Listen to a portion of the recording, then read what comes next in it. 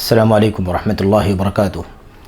الحمد للہ رب العالمین والصلاة والسلام علی اشرف الانبیاء والمرسلین نبینا محمد وعلی آلہ واصحابہ اجمعین وبعد۔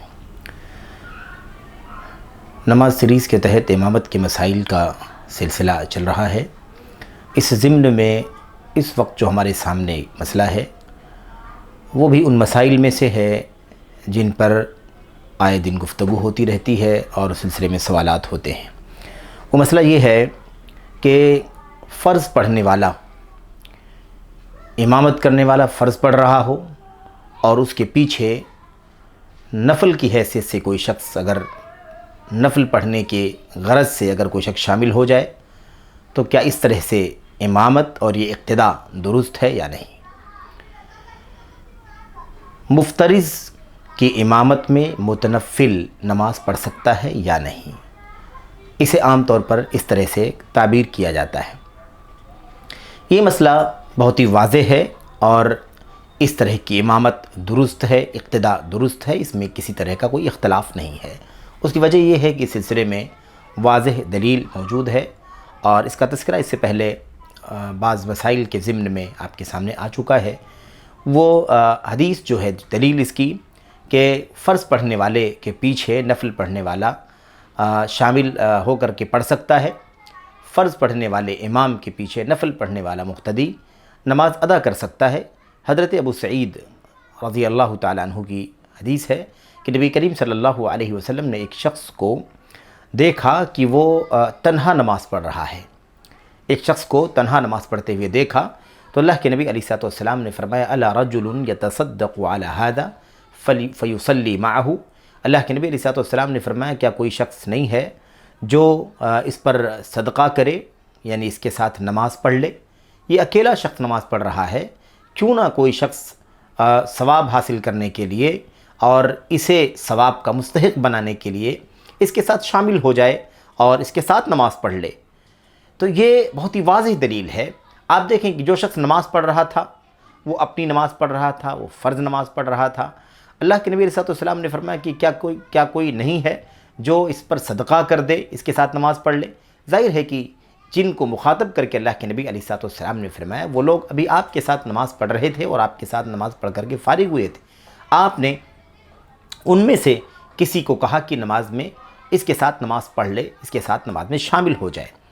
تو یہ بہت ہی واضح دلیل ہے کہ جن لوگوں نے نماز پڑھ لیا تھا اب اگر اس کے ساتھ شامل ہوں گے تو ان کی نمازیں نفل ہوں گی۔ تو امام جو ہے وہ فرض پڑھ رہا ہے اور اس کے ساتھ جو شامل ہوا ہے مقتدی کی حیثیت سے وہ نفل پڑھ رہا ہے، ظاہر ہے اس کی نماز نفل ہوگی کیونکہ وہ فرض ادا کر چکا ہے۔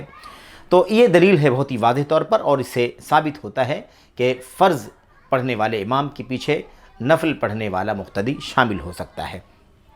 اس کے علاوہ اور بھی کئی ایک روایتیں ہیں جو اس سلسلے میں واضح دلیل ہیں، جن سے معلوم پڑتا ہے کہ یہ شکل بھی امامت کی اور اقتداء کی درست ہے، جائز ہے۔ ایک روایت مزید آپ کے سامنے ذکر کر لی جائے کہ حضرت یزید بن الاسود رضی اللہ تعالیٰ عنہ کی روایت ہے، اس میں یہ ہے کہ اللہ کے نبی علیہ الصلوۃ والسلام نے ان سے کہا تھا کہ جب تم اپنے گھروں میں نماز پڑھ لیا کرو، یعنی اپنے گھروں میں نماز تم ادا کر لیا کرو اور پھر اس کے بعد تم مسجد میں آؤ فصلیٰ معہم، تو مسجد میں جو نماز ہو رہی ہے، جماعت کھڑی ہے، ان کے ساتھ بھی نماز پڑھ لو، فإنها لکما نافلہ، کیونکہ وہ نماز تم دونوں کے لیے نفل ہو جائے گی۔ بہت ہی واضح، بہت ہی صریح قولی دلیل ہے نبی کریم صلی اللہ علیہ وسلم کی، جس سے پتہ چلتا ہے کہ جو فرض پڑھنے والا امام ہے اس کے پیچھے نفل کی حیثیت سے نماز پڑھنے والے کی نماز ہو جاتی۔ یہی نہیں بلکہ اللہ کے نبی علیہ الصلوۃ والسلام نے فرمایا کہ ایسا اگر کوئی موقع آ جائے تو آدمی یہ کہہ کر کے کہ میں نماز پڑھ چکا ہوں، نماز نہ پڑھے ان کے ساتھ نفل کی نیت سے، یہ نہیں بہتر ہے، بلکہ اس سے کہیں زیادہ بہتر یہ ہے کہ وہ ان کے ساتھ شامل ہو کر کے نفل کی نیت سے نماز ادا کر لے، تو یہ اس کے لیے بہتر ہے۔ بہرحال امام ابن قدامہ رحمۃ اللہ علیہ فرماتے ہیں کہ ہمیں اس مسئلے میں اہل علم کے ہاں کوئی اختلاف نہیں ملتا۔ تو بہرحال یہ صریح دلائل کی روشنی میں مسئلہ ثابت ہے، اس لیے اس سلسلے میں کوئی اختلاف نہیں ہے، اور ظاہر ہے کہ کئی ایک دلائل ہیں، قولی دلائل ہیں، عملی دلائل ہیں، جن سے ثابت ہوتا ہے کہ فرض پڑھنے والے امام کے پیچھے نفل کی نیت سے کوئی شخص اقتداء کر سکتا ہے، جیسا کہ یہ اس مسئلے میں ثابت ہو رہا ہے۔ تو ہمیں چاہیے کہ ہم اس کے مطابق عمل کر سکیں، موقع آئے تو عمل کر سکتے ہیں تو عمل کریں، اور اس کو رواج بھی دیں، کیونکہ اس طرح کے مسائل کا علم عملی طور پر جب تطبیقی طور پر لوگوں کے سامنے آتا ہے تو لوگوں کو مسئلے کی معلومات بھی ہوتی ہے، اور انہیں اس طرح کے مسائل کو دیکھ کر کے سیکھنے میں آسانی بھی ہوتی ہے اور مدد بھی ملتی ہے۔ اللہ سے دعا ہے کہ اللہ تبارک و تعالی ہمیں اس مسئلے کو بھی سمجھنے کی اور اس کے مطابق عمل کرنے کی توفیق عطا فرمائے۔ آمین یا رب العالمین۔ السلام علیکم ورحمۃ اللہ وبرکاتہ۔